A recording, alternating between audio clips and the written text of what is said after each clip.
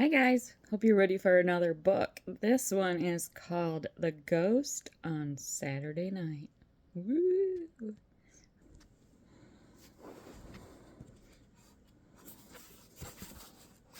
This one is a long one. It has like a couple chapters.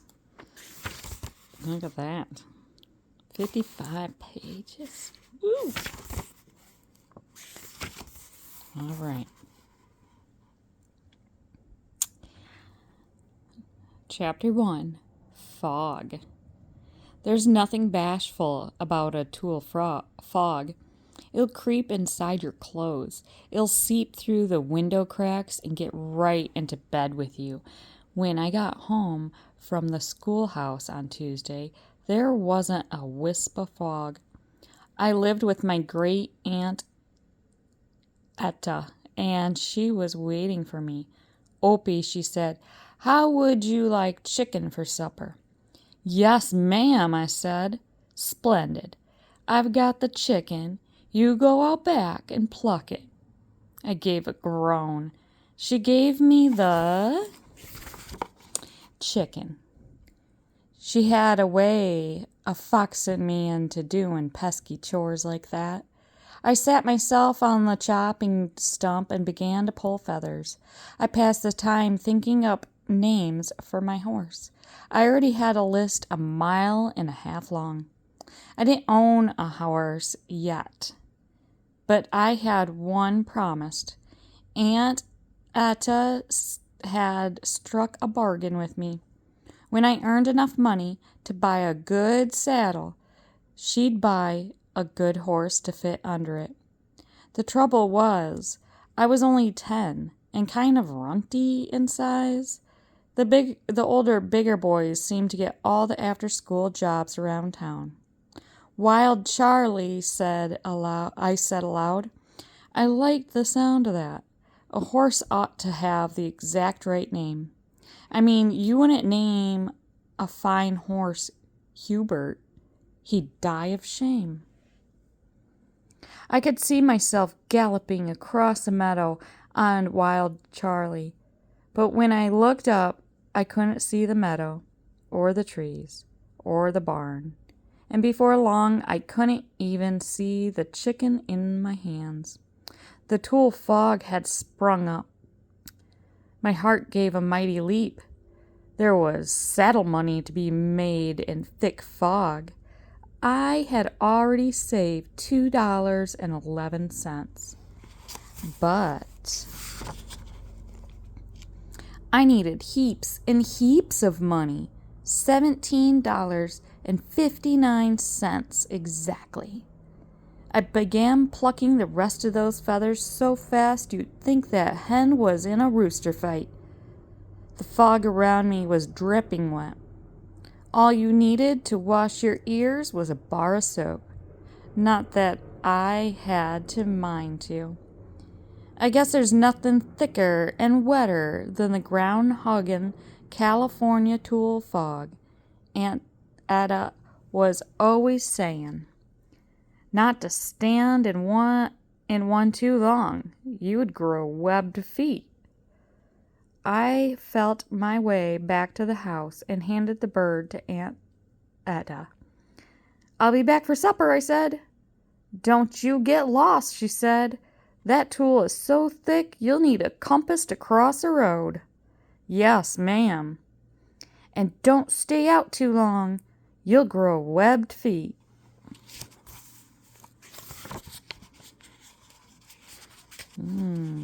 Chapter 2. The Ghost is Coming. I lifted my feet for town. I guess I was the only boy in Golden Hill who'd gone into the fog business. I'd gotten the idea from Aunt Etta herself. Even in the thickest tool, she was sure-footed as a mountain goat. She knew every brick, every post, and every building by heart. So did I. I could streak through town with my eyes shut.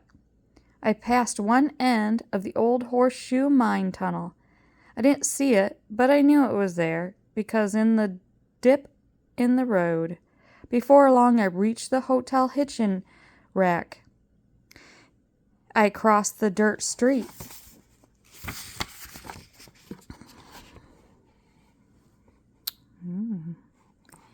and counted 47 strides.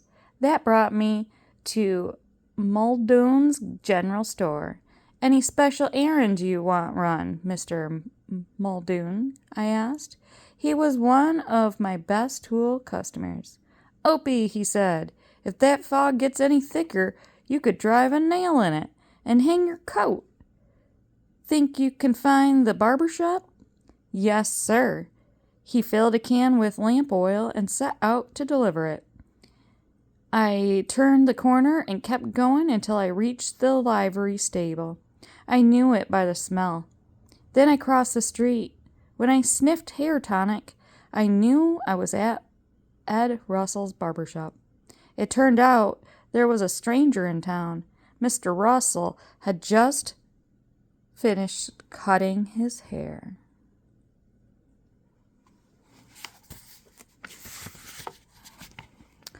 Opie, he said, you could do this gentleman a service if you scouted him back to the hotel. Be pleased to, I said. That stranger was a big man, and uglier than handmade soap. He clasped my shoulder with one hand as I led him along the wooden sidewalk. That hand of his was cold. It felt like ice melting on my shoulder. He followed along behind me without saying a word. I didn't say much either. He was kind of scary. But when we passed the bank, I said, You ever hear of anyone buying a horse for a penny? He didn't answer. Well, sir, that's what my great-aunt Ada is going to do, I added. He wasn't interested. That was clear.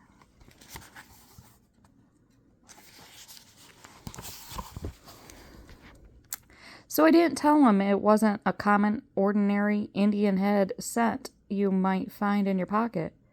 It was an 1877 Indian head penny, rare as a hen's tooth that date, and mighty valuable.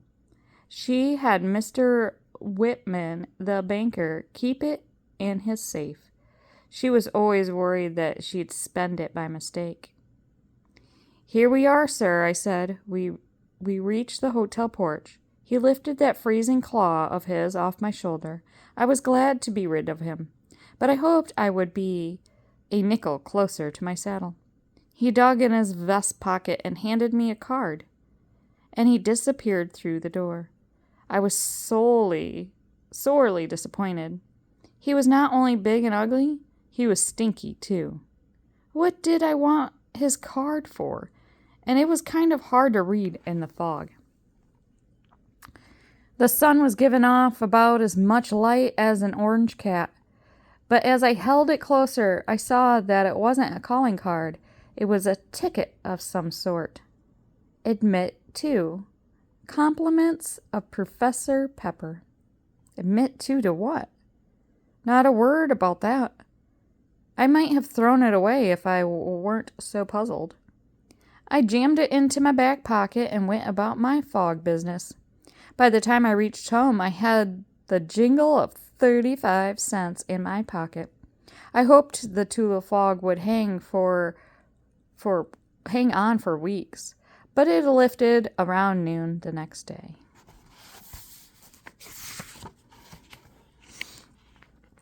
All over town, signs had been tacked up. The ghost is coming. See the ghost of Crookneck John, famous outlaw, murderer, bank robber, thief, and scoundrel. Hung 3 times before he croaked. The genuine ghost, brought back by Professor Pepper, the famous ghost riser. Don't miss this event. Startling, educational, ladies welcome. No children under 12 allowed. Saturday night, 8 p.m. sharp. Miners Union Hall, 50 cents admission. Chapter 3. Saturday night. Professor Pepper. I could still feel the chilly clasp of his hand on my shoulder. I ran home and showed my ticket to Aunt Etta. He gave it to me himself, I said. Who did? Professor Pepper. He's a famous ghost riser. She looked at me over the tops of her glasses. What on earth is a ghost riser? Haven't you seen the signs? He's going to raise the ghost of Crook Neck.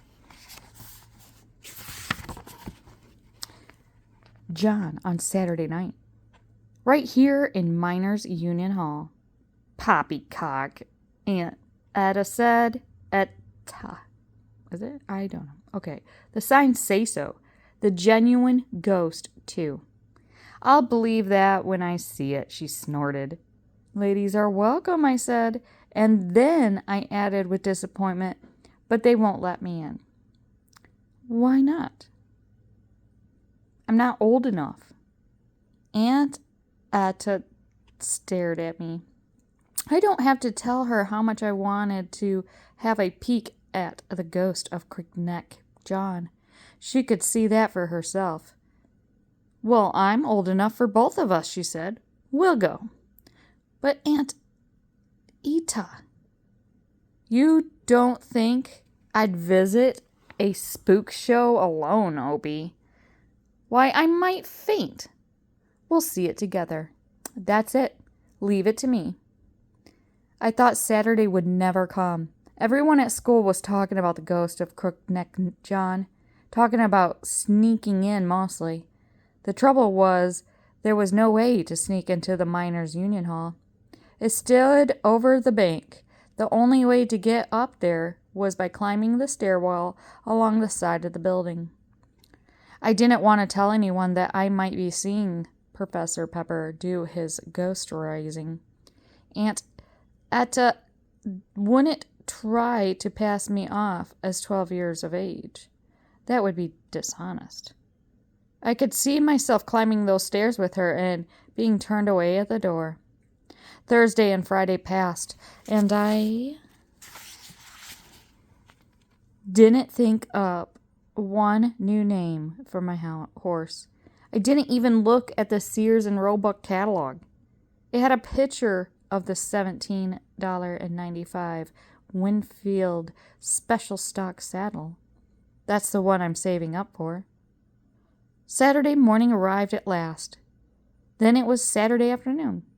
Then it was Saturday night. Aunt Etta put on her hat and set out for the Miners' Union Hall. Chapter 4. Tickets for 2. We climbed the wooden stairs to the hall. A toad-faced man stood at the door. He was taking folks' money and tossing it into a cigar box. When he saw me, he shook his head. That boy ain't old enough to be 12, he said. Correct, Aunt Etta said. Then he can't go in. Nonsense, she said. Ma'am, that ghost will scare him skinny.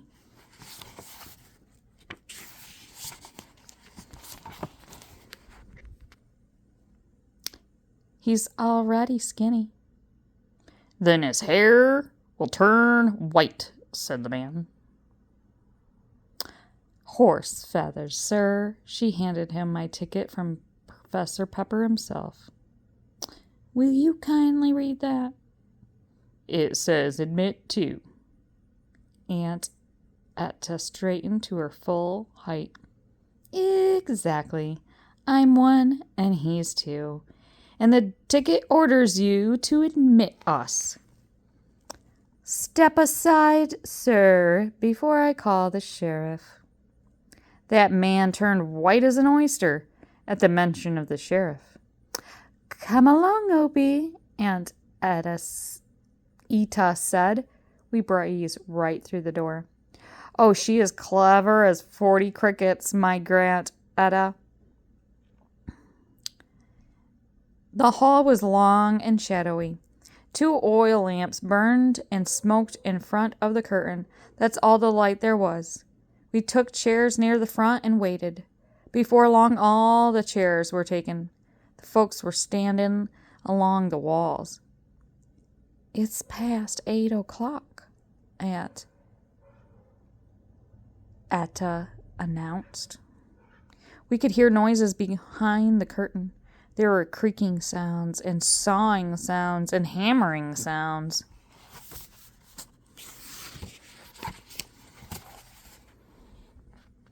Maybe it's the ghost, I said. Aunt Atta shook her head. Crookneck John was an outlaw, not a carpenter. We waited and waited some more. At 10 minutes to 9, Professor Pepper stepped through the curtains.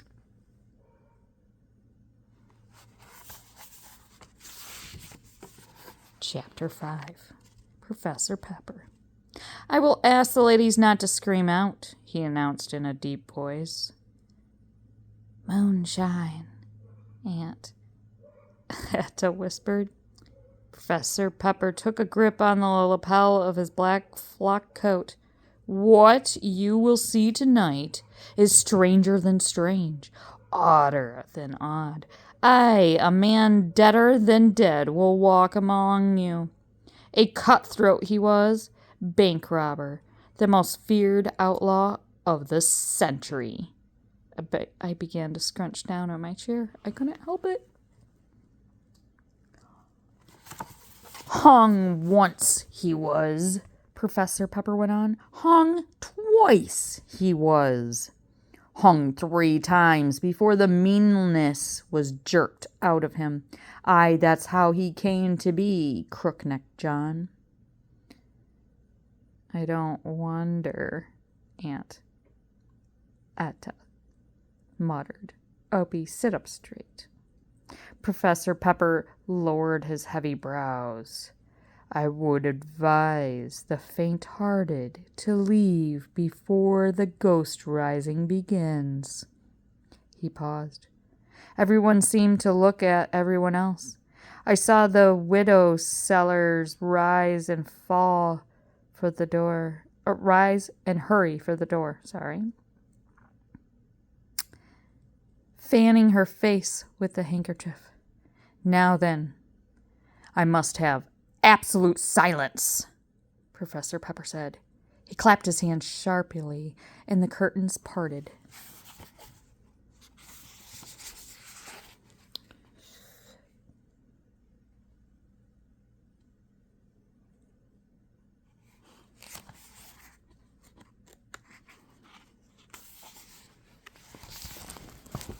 A pine coffin was stretched across 2 sawhorses. It looked old and rotted, as if it had been dug out of the ground. Aye, the very box holding the bones of Crookneck John, the professor declared. The coffin is 6 feet long. Crookneck John was almost 7 feet, buried with his knees bent up. He was most uncomfortable even for a ghost. Then Professor Pepper clapped his hands again. His assistant, the toad-faced man, appeared and blew out the 2 oil lamps. Pitch darkness closed in on the hall. For a moment, I don't think anyone took a breath.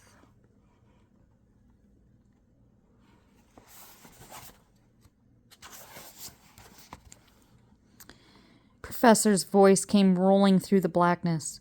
Crookneck John, he called.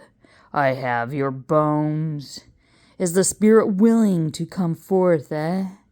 Give a sign. Silence. All I could hear was my own heart beating. Then there came a hollow rapping from the pine box. I hear the knock of your big knuckles, Mr. Crookneck John. Now rise up your bloody bones and stretch your legs, sir. My eyes strained to see through the darkness. A minute went by, maybe 2 or 3. When Professor Pepper spoke again, he was getting impatient. Rise up, you scoundrel! Ashamed to show your crooked neck to these honest folks, huh? This is Professor Pepper himself speaking. I wouldn't be made a fool of, sir. Black seconds ticked away. Then a minute or two. Professor Pepper began a short-tempered as a teased snake. Rise up, I say, he commanded. I've a hanging rope in my hand, and I will string you up a fourth time. Silence. And then there came a creaking of wood and a groaning of nails. My neck went cold and prickly. The lid of that pine coffin was lifting. That's better, you murdering scum, snarled Professor Pepper.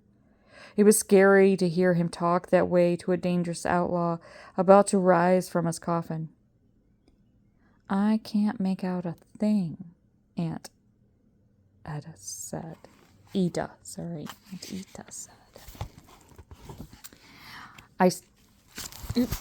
Sorry. There we go. I stared hard, wanting to see that 7-foot ghost stretch his legs. But suddenly the snarl went out of Professor Pepper's voice. No! No, he gasped. Down! Back, sir! Not the rope! Gargling sounds escaped from his throat. Help! Help! The lamps! Light the... I was sitting so straight. By then I must have shot up 6 inches taller. The toad-faced man struck a match to the nearest lamp. The air lit up, and there, against the curtain, staggered Professor Pepper. A hangman's noose was pulled tight around his neck. The lid of the coffin stood open. Professor Pepper clawed at the rope around his throat and caught a breath. Save yourselves, he croaked. Run for your lives. Lock the doors. Shut your windows. Stay off the streets. The crook-neck ghost is loose. Ruh-roh.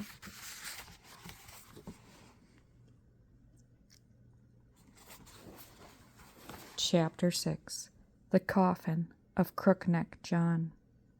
I don't know how many ladies screamed, but 3 fainted and had to be carried out. Come on, Aunt Etta. Ita, I said. She was calm as an owl at midnight. Sit where you are. The hall emptied in a whirlwind hurry. Even the toad-faced man was gone. There was no one left but Professor Pepper and us. Madam, he said. He had freed himself from the hangman's rope and was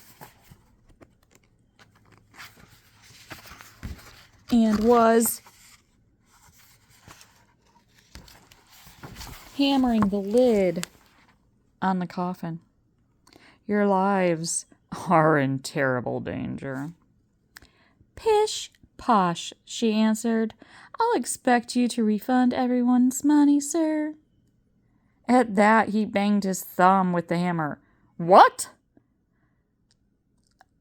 Other folks paid at the door to see a ghost. They have been flamed. Really, ma'am? Really, madam? Sorry. I didn't see a ghost. Opie didn't see a ghost. No one saw that ghost of yours. He stopped, shaking the pain out of his thumb. Unfortunately, madame, my assistant appears to have flown for his life, and the cigarette box full of money. And with the cigarette box full of money. Why, it wouldn't surprise me if we find him with his neck broke and robbed by that thieving ghost. Pay up, sir, was all Aunt Etta would say. Come along, Opie. Hold on, Professor Pepper said, with his sudden politeness. I've been near strangled. Short of breath I am. Perhaps that fine lad will help me carry the pine box downstairs? I wasn't anxious to get that close to either Professor Pepper or the coffin. What on earth for? Aunt Ida said. Why, Crookneck John must return to his dry bones before the crow of dawn, madame. That's the way the ghost, you know. That's the way the ghost, you know. I'll have the burning box moved to the jail. I will have the burying box moved to the jailhouse. He'll wake up behind bars, the scoundrel. Aye, with a cigar box if he has it. Then he turned an eye on me. I'll reward you for your trouble, lad. Cash money. It wouldn't be much if I knew him. But cash money was saddle money. Yes, sir, I answered. Aunt Ita could read my thoughts. I've seen enough play acting for one night, she said. It's past my bedtime. I'm going home, Opie. I won't be long, I said. That pine box was heavy. I didn't think dry old bones could weigh so much. Then I reminded myself that Crookneck John had been 7 feet tall.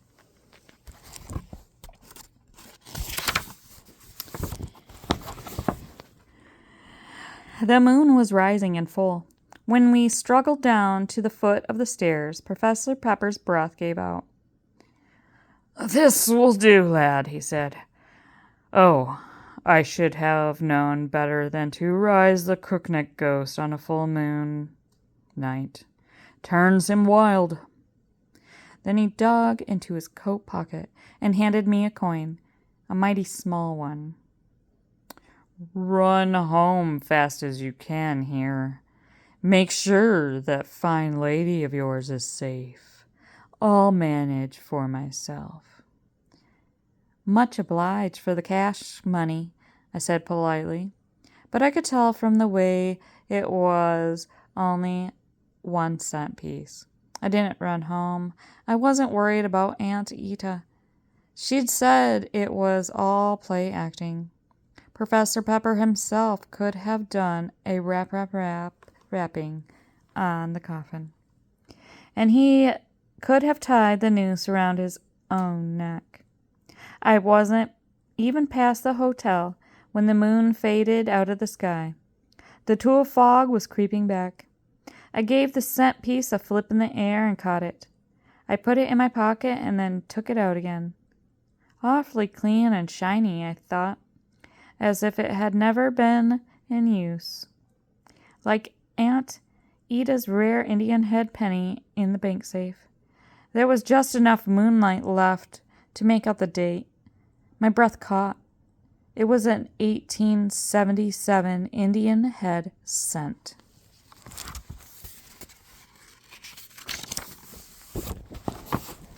Chapter 7. The Penny. The tulle fog came seeping up around me. It appeared to be Aunt Ida's very own penny, I thought.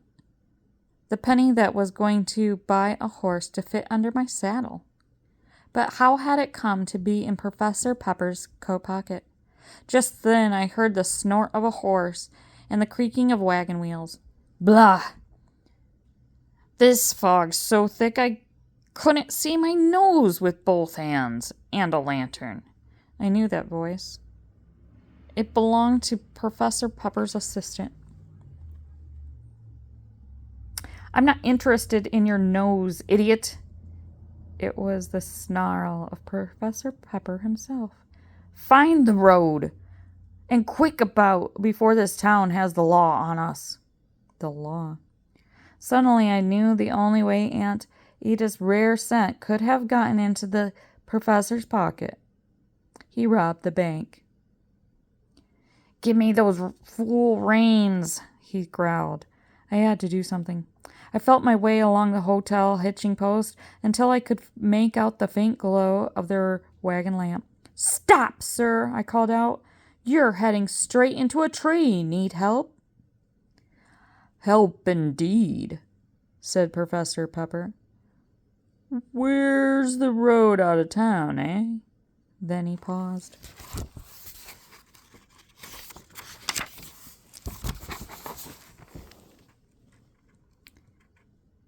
Don't know that voice. I was having a time to keep my teeth from clacking now. "Yes, sir," I said.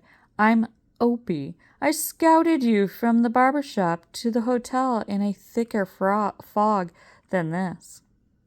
"Well, take that nag by the nose and lead us out of here. When Crook-Neck John wakes up in the jailhouse, he'll be after my blood." More play acting, I thought. Oh, he was full of tricks. He scared folks into staying off the streets while he got away. But he hadn't counted on the tool fog. Or me. An idea had already sprung into my head.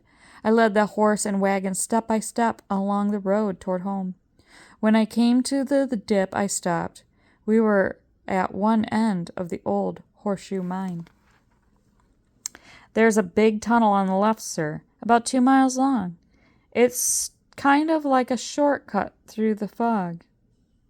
"Aye, a shortcut would please me," the professor laughed.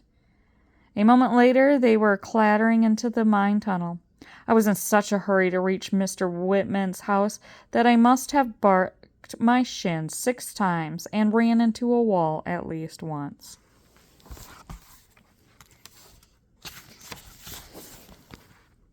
Mr. Whitman owned the bank. I showed him Aunt Eta's 1877 1-cent piece. I told him I thought Mr. Pepper had robbed the safe, and he went for the sheriff. Sure enough, the bank safe was empty.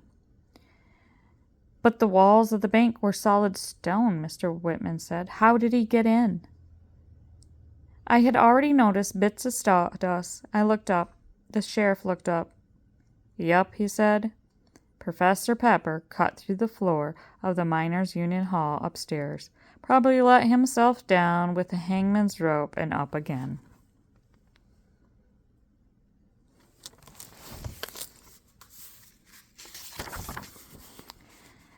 Then hammered the wood back in place.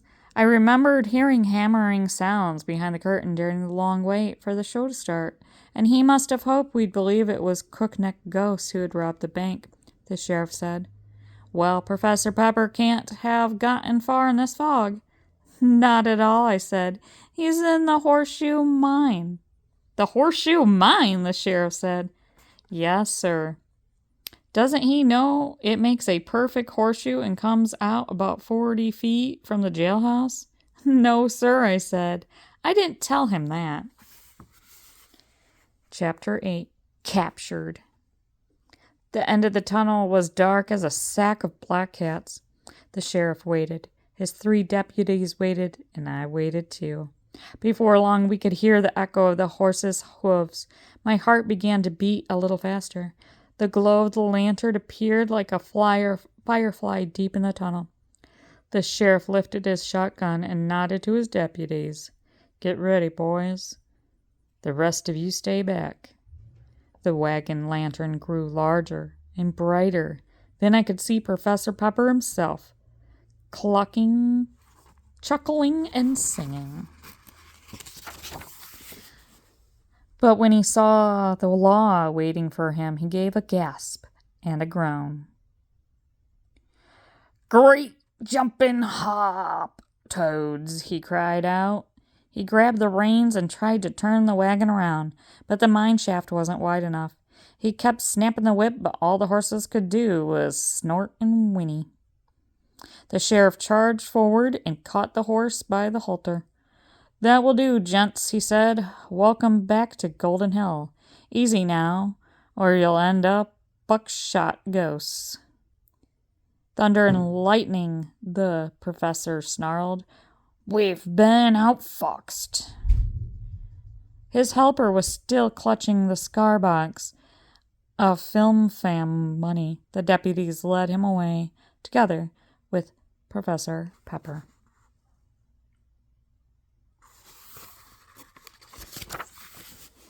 The sheriff climbed on the wagon and called for me. Opie, did you say that coffin was uncommonly heavy? Yes, sir. Hold the lantern. As I held the lantern, he pried off the lid. There were no bones in that pine box at all. It was full of money, and stolen bank money. Chapter 9. The Reward. The sheriff looked through his reward posters. Sorry, Opie, he said finally. There's no reward offered for Professor Pepper. You do deserve one. That's all right, I said. I got Aunt Ida's penny back for her. Rare as a hen's tooth, that penny. She's going to buy me a horse with it someday. Mr. Whitman was sitting nearby counting the stolen money. He looked up. A horse, he said. Well, a horse has got to have something on it.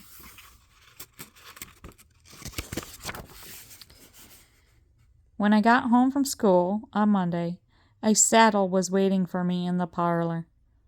The whole room smelled of fresh leather.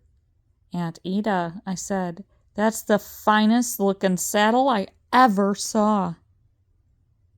Not much use without a horse under it, she said.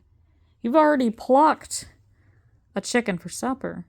If you've got nothing better to do, we could go looking for your horse. Yes, ma'am. You might start thinking up of a name. Aunt Ida, I said, I've got a list 1.5 miles long. The end. I hope you like that spooky book for Halloween time. All right. I'll see you guys next time. Love you. Bye.